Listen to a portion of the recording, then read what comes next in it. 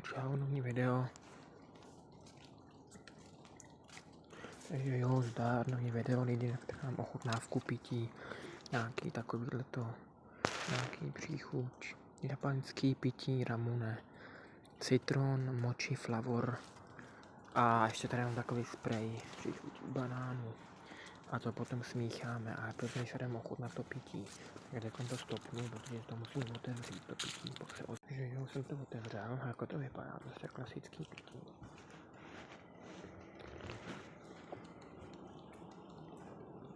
Chutná to, tam bylo to na pohodě.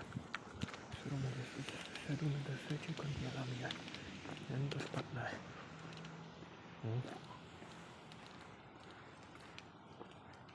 Jako není to zlé. Je v pohodě pití. Tady mám takhle sprej, příchutí banánů, kyselý a teď tam do toho teda vylejt.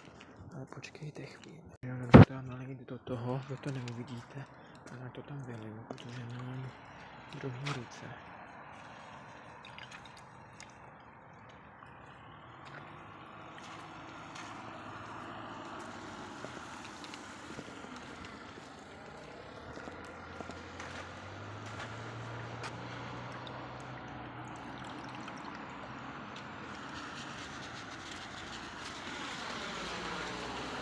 To tam nalil, jo, ale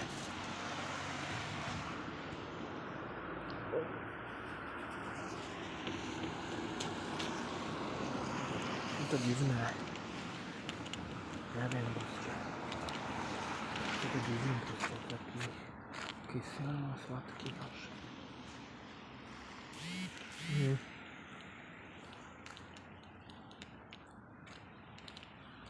Nejlej, kolik bude koment.